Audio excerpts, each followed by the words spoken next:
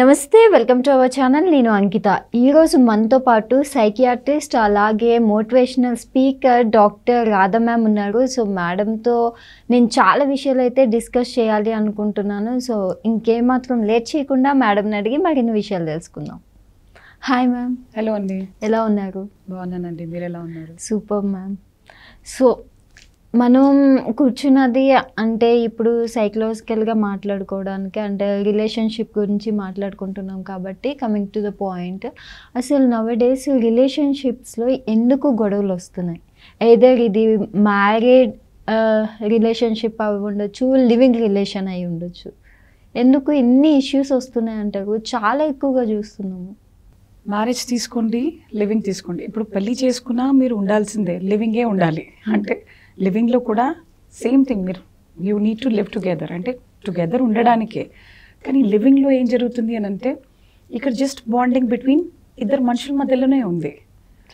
ఒక కాంట్రాక్ట్, ఒక అండర్స్టాండింగ్ వీళ్ళిద్దరి మధ్యలో ఉన్నది. పెళ్ళి అనేది ఇద్దరి మధ్యలో జరగదండి. పెళ్ళి అనేది రెండు కుటుంబాల మధ్యలో జరిగే విషయం. అందుకే అటు 7 తరాలు ఇటు 7 తరాలు అని చూస్తారు. కాబట్టి విడిపోవాలన్నా వాళ్ళకి కొంచెం టైం పడుతుంది. అది లివింగ్ ఉన్నారనుకోండి, అది టైం టేకింగ్ ప్రాసెస్గా ఉండదు. నచ్చట్లేదు, ఒక 1 మంత్ చూసామా, ఒక 2 నెలలు చూసామా, లేదంటే మ్యాక్సిమం ఒక సంవత్సరం చూసామా, విడిపోయామా అన్న స్టేజ్లో ఉంటారు. అది మ్యారేజ్కి వచ్చేసరికి అలాగ ఉండదు. ఎందుకంటే 2 ఇయర్స్ అయ్యేసరికి పిల్లలు ఉండడము, వాళ్ళకి ఆ పిల్లలు ఉండడం వల్ల బాండింగ్ ఉండడము, ఇప్పుడు పిల్లల్ని చూసుకోనన్నా అండర్స్టాండింగ్ మోడ్లోకి రావడము. ఓకే, గొడవలు అవుతున్నాయి కానీ ఎలాగా స్టిల్ దీన్ని ఎలా మేనేజ్ చేయగలుగుతాము అని ఒక చిన్న ఎఫర్ట్ అన్నా అక్కడ ఉంటుంది, పెట్టాలి అని అనుకుంటారు. లేదనుకోండి, గొడవలు అవుతున్నాయి, ఇటు పేరెంట్స్ ఇన్వాల్వ్ అవుతారు, అటు పేరెంట్స్ ఇన్వాల్వ్ అయ్యి చెప్పడానికి ప్రయత్నం చేస్తారు. లివింగ్లో అక్కడ అలాంటిది ఏం ఉండదు. వాళ్ళిద్దరు కూర్చొని వాళ్ళిద్దరు సాల్వ్ చేసుకోవాలి. ఒక రకంగా చెప్తే నిజంగా కరెక్ట్గా లివింగ్లో బెనిఫిటే. వాళ్ళిద్దరు కూర్చొని వాళ్ళిద్దరు సాల్వ్ చేసుకుంటే నిజంగా చాలా మటుకు సాల్వ్ అవుతాయి. ఓకే, తెలుగులో సామెతలు ఉన్నాయి, 100 మంది మధ్యలో పాము చావదు. అలాగా ఇటు కుటుంబం అటు కుటుంబం వచ్చేస్తే ఈ మనిషికి అర్థం అవ్వదు, ఆ మనిషికి అర్థం అవ్వదు. అల్లుడు ఉన్నాడు అనుకోండి, అల్లుడికి హ్యూమిలేషన్ అనిపిస్తుంది, అంటే నన్ను తగ్గించేసింది అందరి ముందు అనిపిస్తుంది. కోడలు ఉందనుకోండి, చూసావా నన్ను అందరి ముందు అవమానించేశాడు, ఈయన నన్ను అందట్లో పెట్టేశాడు అని చెప్పేసి అలా ఫీలింగ్ ఉంటుంది. అది లివింగ్లో ఇద్దరే ఉన్నారనుకోండి, వాళ్ళిద్దరు కూర్చుని ఓకే ఇది ప్రాబ్లం, ఇది ప్రాబ్లం, సొల్యూషన్ ఓరియంటెడ్గా మాట్లాడడం చాలా ఇంపార్టెంట్. ఇక్కడ మేజర్ డ్యామేజ్ ఎక్కడ జరుగుతుంది అంటే సొల్యూషన్ ఓరియంటెడ్గా మనం మాట్లాడము. ఎంతసేపు ప్రాబ్లం మాట్లాడతాము, నీలో ప్రాబ్లం ఇది, నువ్వు ఇలా ఉన్నావు, నువ్వు ఇలా చేస్తున్నావు, నాకు ఇది నచ్చట్లేదు, కాకుండా నువ్వు ఇలా చేస్తే నాకు నచ్చుతుంది, నువ్వు ఇలాగ ఉంటే నాతో నాకు బాగుంటుంది, నువ్వు ఇలా మాట్లాడితే నాకు వినాలని అనిపిస్తుంది. ఇలాగ మాట్లాడితే 100% రిలేషన్షిప్ చాలా దూరం వెళ్ళగలుగుతుంది. కానీ కోపం వచ్చినప్పుడు మనిషి ఏ రోజు కూడా సొల్యూషన్ ఓరియంటెడ్గా మాట్లాడరు. సో ఇది మాట్లాడాలి అని అంటే టైం తీసుకోవాలి. Okay, 15 minutes, 20 minutes, 30 minutes, just ఒక వాక్ బయట. అంటే ఇప్పుడు చూస్తే ఇది లివింగ్ రిలేషన్లోనే వర్కౌట్ అవుతుంది అంటారా? అలాగని కాదు, ఇద్దట్లో వర్కౌట్ అవుతుంది. ఓకే, ఇప్పుడు ఈ మ్యారేజ్లో కూడా వీళ్ళు ఎవరిని ఇన్వాల్వ్ చేయకుండా ఇద్దరు కూర్చొని నిజంగా సామరస్యంగా మాట్లాడుకుంటే ప్రాబ్లం అక్కడ కూడా సాల్వ్ అవుతుంది. 10 మందిని పిలిచేసి మాట్లాడితేనే అర్థమవుతుంది ఈయనకి అని ఈవిడ అనుకోవడం రాంగ్. అలాగని 10 మందిని పిలిస్తే నా మాట అర్థం అవ్వట్లేదు, దీనికి వాళ్ళ మాట అర్థం అవుతుంది అనుకోవడం అది రాంగ్.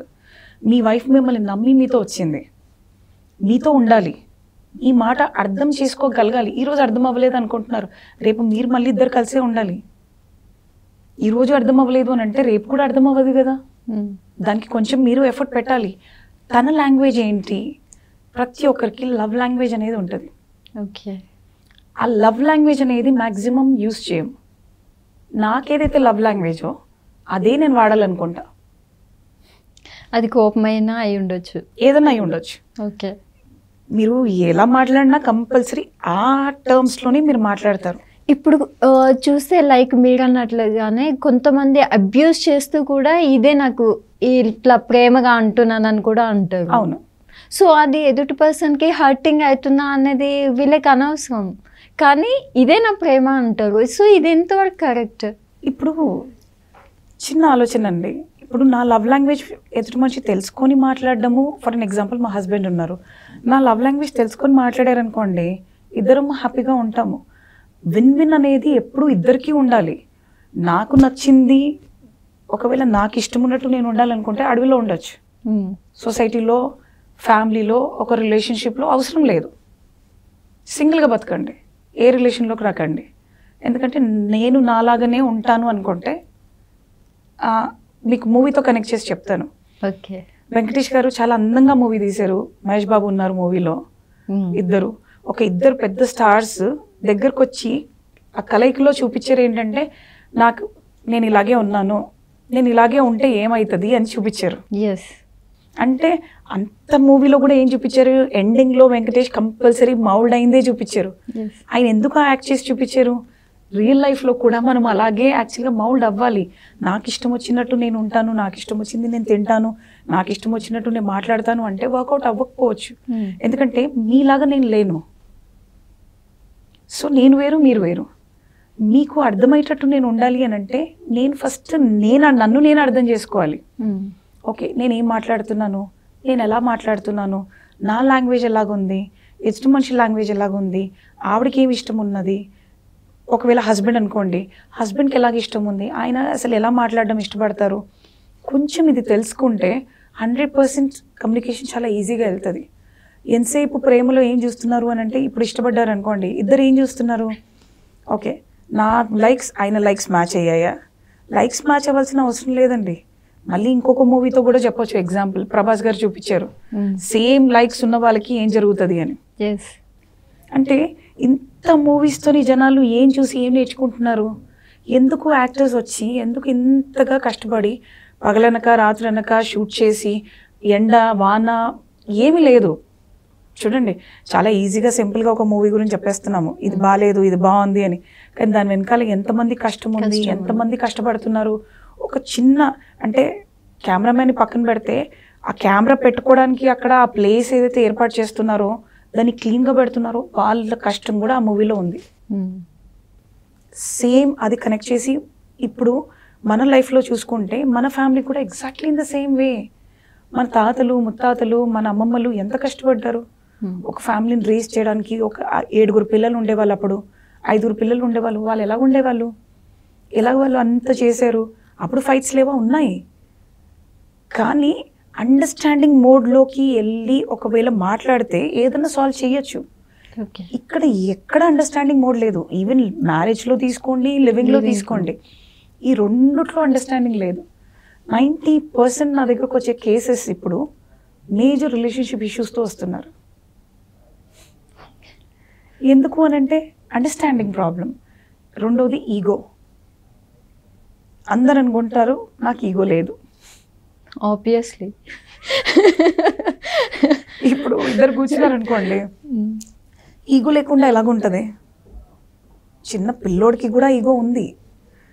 ఒక అమ్మ పాలు ఇవ్వట్లేదు, వాడు ఏడుస్తున్నాడు రావట్లేదు అని అంటే, అమ్మ వచ్చి పాలు ఇచ్చే టైంలో వాడు ముఖం అటు ఇటు తిప్పుతాడు. అది అమ్మాయి అయినా అబ్బాయి అయినా ఎవరైనా చూడండి, కావాలంటే అమ్మ ఏం చేస్తుంది, మళ్ళీ బుజ్జగించి నాన్న సారీ నాన్న, అది నాన్న ఇది నాన్న అని చెప్పేసి పాలి.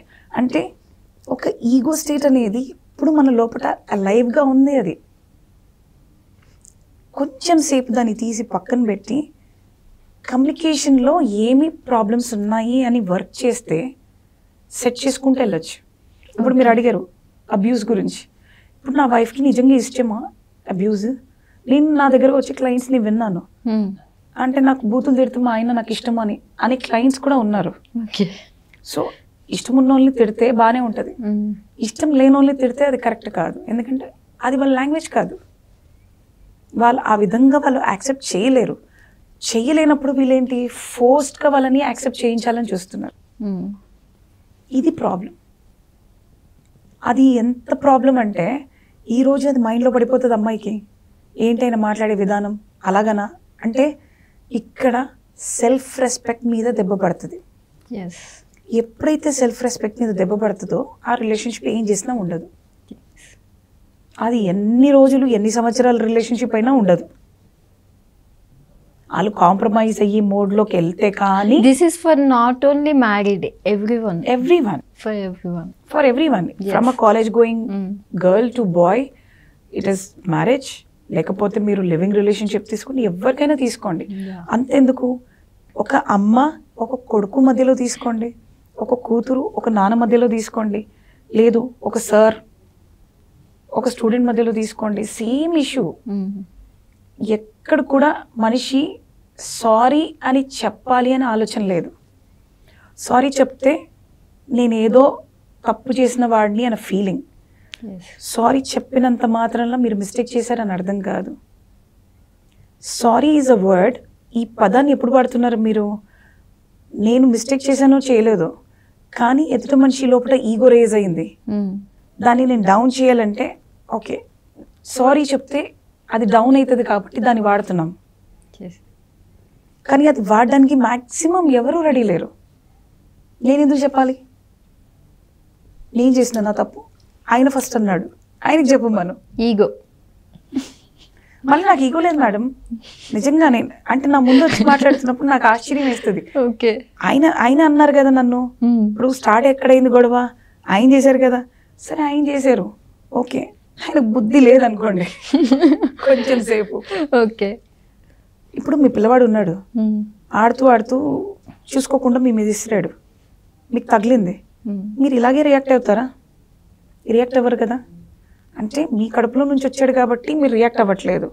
వేరే కడుపులో నుంచి మీ హస్బెండ్ వచ్చాడో లేకపోతే మీ వైఫ్ వచ్చింది కాబట్టి మీరు ఇమ్మీడియట్గా రియాక్ట్ అయ్యి మాటలు ఇసురుతున్నారు. అవును.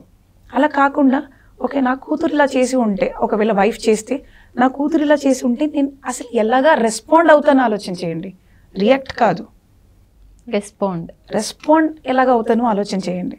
సేమ్ థింగ్ నా కొడుకు చేసాడు అనుకోండి, హస్బెండ్ నా కొడుకు చేస్తే నేను ఇలాగే రెస్పాండ్ అవుతానా? ఇక్కడ రియాక్ట్ అవుతున్నారు కదా, రియాక్ట్ని తీసి ఎలా రెస్పాండ్ అవ్వాలి అని చూడండి, అప్పుడు కరెక్షన్స్ జరుగుతాయి. ఓకే.